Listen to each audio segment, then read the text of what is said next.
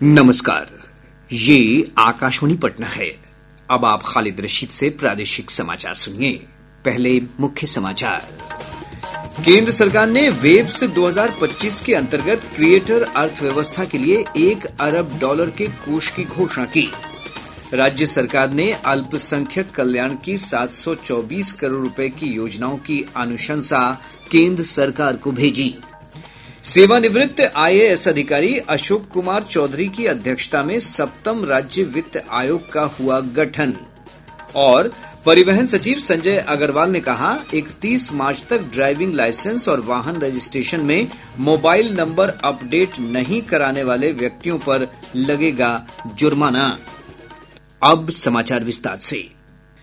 सूचना और प्रसारण मंत्री अश्विनी वैष्णव ने विश्व दृश्य श्रव्य और मनोरंजन शिखर सम्मेलन वेब्स 2025 के अंतर्गत क्रिएटर अर्थव्यवस्था के लिए $1 अरब के कोष की घोषणा की है।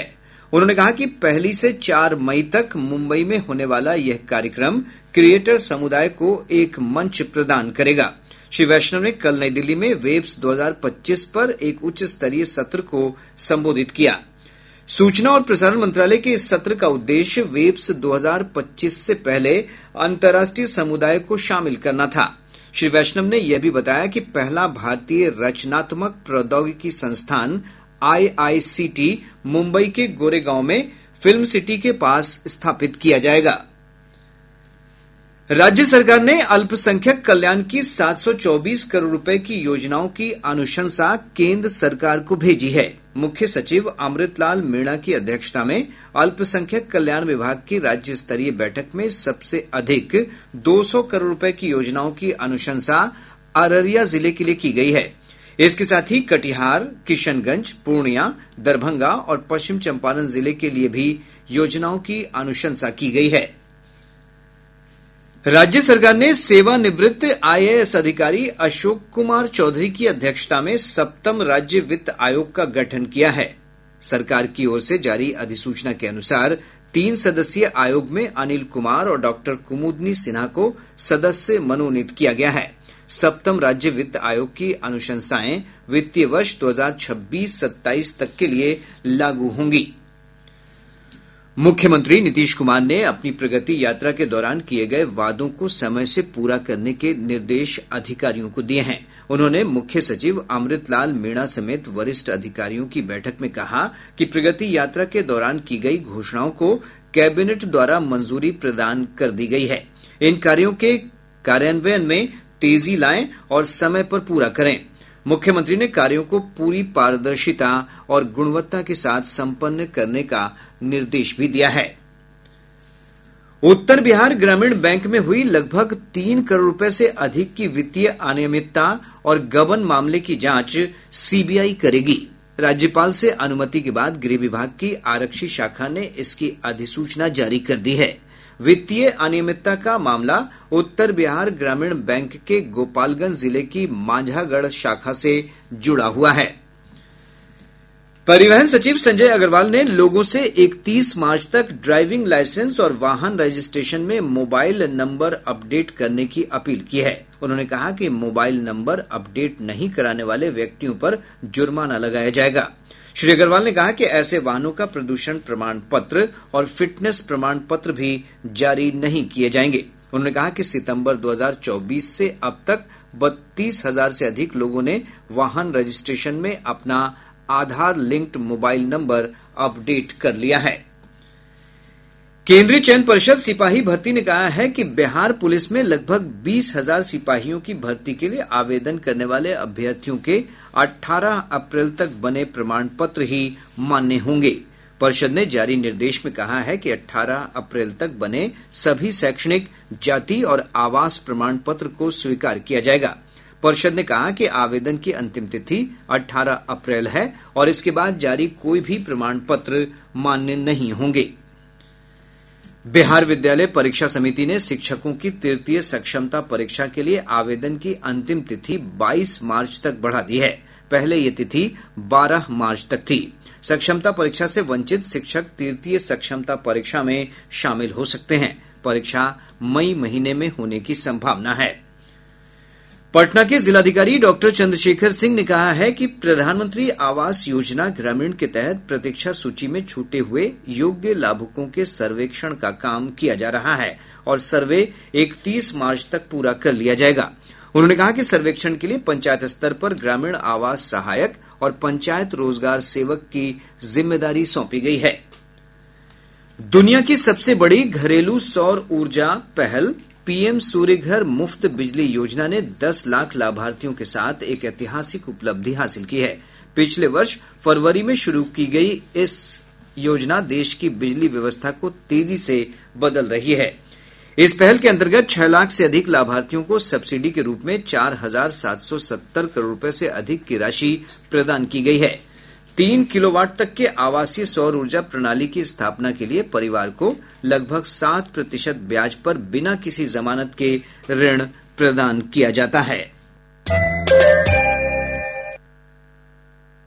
प्रादेशिक समाचार आप आकाशवाणी पटना से सुन रहे हैं और अब एक जरूरी सूचना। आकाशवाणी का प्रादेशिक समाचार एकांश पटना हिंदी भाषा के लिए आकस्मिक समाचार संपादक और आकस्मिक प्रसारण सहायक का पैनल तैयार करने के लिए योग्य अभ्यर्थियों से आवेदन आमंत्रित कर रहा है। आवेदन की अंतिम तिथि 25 मार्च है। अधिक जानकारी newsonair.gov.in के वैकेंसी सेक्शन या प्रादेशिक समाचार एकांश पटना के एक्स हैंडल @AIR News_पटना से प्राप्त की जा सकती है। बढ़ते हैं अगले समाचार की ओर। पूरे प्रदेश में होली का माहौल है। हर तरफ उत्साह और उमंग व्याप्त है। ज्योतिष शास्त्र के अनुसार इस वर्ष फागुन शुक्ल पक्ष की पूर्णिमा 2 दिन होने के कारण प्रदेश में होलिका दहन के 1 दिन बाद कल होली मनाई जाएगी। हालांकि कुछ जगहों पर होली आज भी मनाई जा रही है। हमारे संवाददाताओं ने बताया है कि होलिका दहन का कार्यक्रम देर रात संपन्न हुआ। लोगों ने उत्साह के साथ इसमें भाग लिया। इस दौरान होली के गीत भी गाए गए। होली को लेकर लोगों में विशेष उत्साह दिख रहा है।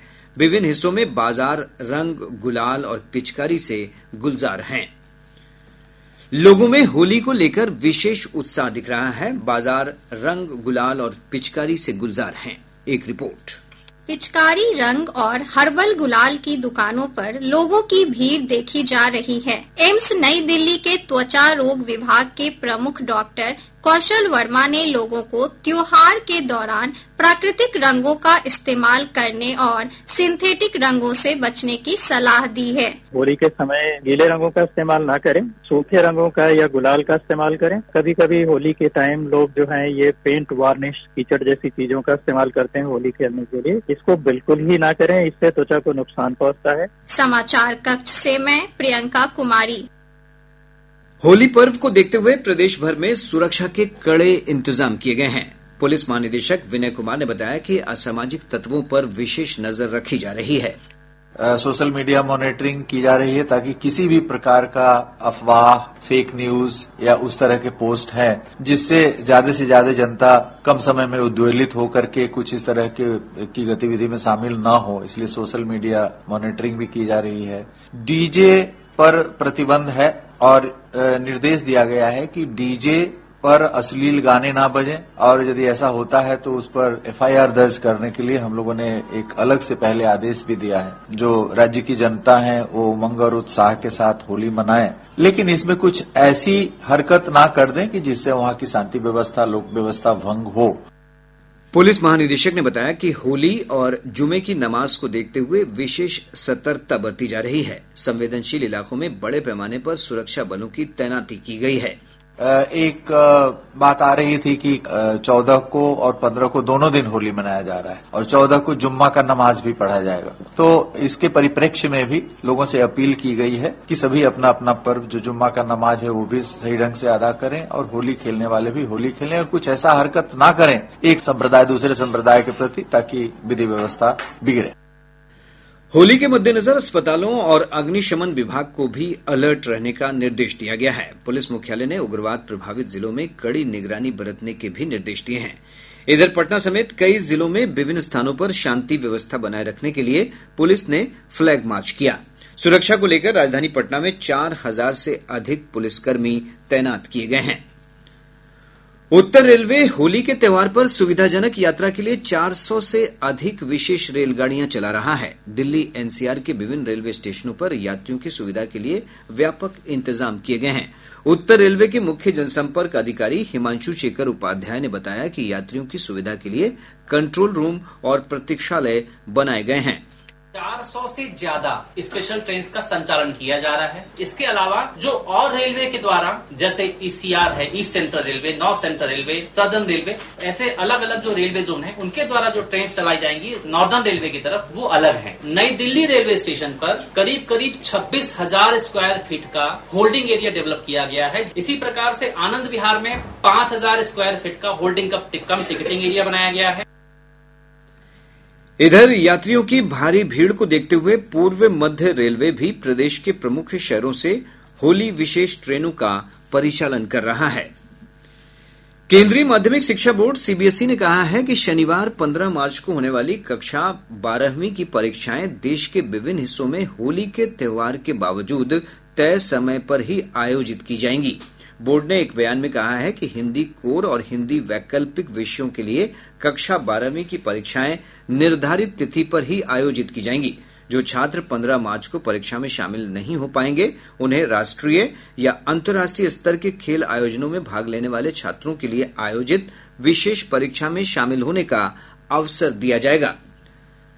प्रदेश के अधिकतम और न्यूनतम तापमान में लगातार बढ़ोतरी का सिलसिला जारी है। मौसम विभाग से प्राप्त जानकारी के अनुसार अधिकतम तापमान 28 डिग्री सेल्सियस से 36 डिग्री सेल्सियस के बीच पहुंच गया है।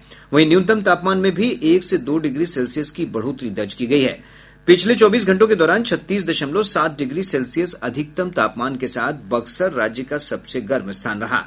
मौसम विज्ञान केंद्र पटना के वैज्ञानिक ने बताया है कि अगले 72 घंटों के दौरान अधिकतम तापमान में 1 से 3 डिग्री सेल्सियस तक की बढ़ोतरी की संभावना है। अगले 72 घंटों के दौरान राज्य के अनेक स्थानों के अधिकतम तापमान में 1 से 3 डिग्री सेंटीग्रेड की वृद्धि होने की संभावना है। अगले 3-4 दिनों के दौरान राज्य के न्यूनतम तापमान में कोई विशेष परिवर्तन नहीं होने की संभावना है। अब पटना से प्रकाशित प्रमुख समाचार पत्रों की सुर्खियां। आज के सभी समाचार पत्रों ने अलग अलग खबरों को प्रमुखता से प्रकाशित किया है। हिन्दुस्तान ने मुख्यमंत्री नीतीश कुमार के हवाले से लिखा है, पटना एयरपोर्ट के सभी निर्माण कार्य जून तक करें पूरा। दैनिक जागरण की सुर्खी है, होली अब वैश्विक यूनेस्को की सूची में होगी शामिल। दैनिक भास्कर लिखता है, आईआईटी पटना में सीबीआई का छापा, कई फाइलें ले गई। प्रभात खबर की सुर्खी है, रमजान में 1 घंटा पहले आएंगे और जाएंगे मुस्लिम शिक्षक और कर्मी। आज अखबार लिखता है, पाकिस्तान में आत्मघाती हमला, 10 आतंकी ढेर। राष्ट्रीय सहारा का शीर्षक है, अब 60 वर्ष वालों को भी मिलेगा आयुष्मान कार्ड। और अब अंत में मुख्य समाचार एक बार फिर। केंद्र सरकार ने वेब्स 2025 के अंतर्गत क्रिएटर अर्थव्यवस्था के लिए $1 अरब के कोष की घोषणा की। राज्य सरकार ने अल्पसंख्यक कल्याण की 724 करोड़ रुपए की योजनाओं की अनुशंसा केंद्र सरकार को भेजी। सेवानिवृत्त IAS अधिकारी अशोक कुमार चौधरी की अध्यक्षता में 7th राज्य वित्त आयोग का हुआ गठन। और परिवहन सचिव संजय अग्रवाल ने कहा, 31 मार्च तक ड्राइविंग लाइसेंस और वाहन रजिस्ट्रेशन में मोबाइल नंबर अपडेट नहीं करने वाले व्यक्तियों पर लगेगा जुर्माना। इसके साथ ही आकाशवाणी पटना से प्रसारित प्रादेशिक समाचार का ये अंक समाप्त हुआ। आकाशवाणी पटना से अगला समाचार बुलेटिन दोपहर बाद 3:10 पर प्रसारित किया जाएगा।